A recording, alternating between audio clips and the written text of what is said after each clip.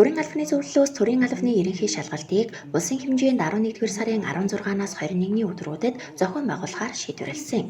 Өөрөөр хэлбэл 11-р сарын 16-нд ерөнхий мэдлийн шалгалт, 19-нд монгол хэл бичгийн шалгалт, 21-нд дүн шинжилгээ хийх чадварын шалгалтыг орон даяар нэгэн зэрэг зохион байгуулах юм.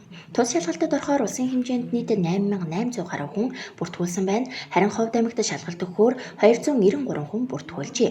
Үүнтэй холбогдуулан төрийн албаны зөвлөлийн ажлын хэсэг, Ховд аймгийн төрийн албаны салбар зөвлөлийн бүрэлдэхүүн, шалгалтад зохион байгуулах комиссийн гишүүд хамтран шалгалтын хэрхэн зохион байгуулах талаар мэдээлэл арга зүйн зөвлөгөө зааварчилгаа өгөх сургалтыг энэ сарын 15-ны өдөр Ховд их сургууль дээр зохион байгууллаа.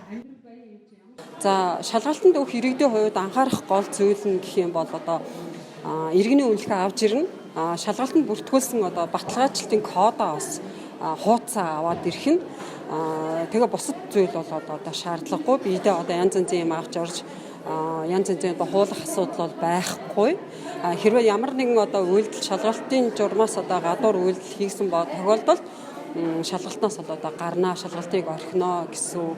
Ингээд шалгалт маань улсын хэмжээнд явагдаж байгаа учраас 16-нд ерөнхий мэдлэгийн шалгалтаа аваад 19-нд монгол хэлний ур чадварын шалгалтаа аавна. Тэгээд тэрнээс хойш дүн шинжилгээний шалгалтыг аваад ингээд нэгдсэн дүн маань гараад 65 онооноос дээш оноо авсан тохиолдолд 65 ба түүнээс дээш оноо авсан тохиолдолд төрийн албаны жинхэнэ нөөцт иргэн маань бүртгүүлэх нэ төрийн албаны шалгалт.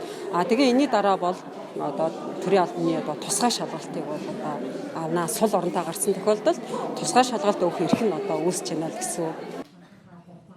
Шалгалт өгөхөөр бүртгүүлсэн иргэд шалгалт эхлэхээс 30 минутын өмнө ирсэн байх бөгөөд ингэхдээ иргэний цахим үнэмлэх, баталгаажлалтын хуудас авч ирэхийг зохион байгуулагчдын зүгээс анхаарууллаа. Мөн бүртгэлийн төлбөрийг давхардуулж төлсөн иргэн төлбөрийн баримтыг авч ирэх шаардлагатай гэсэн юм.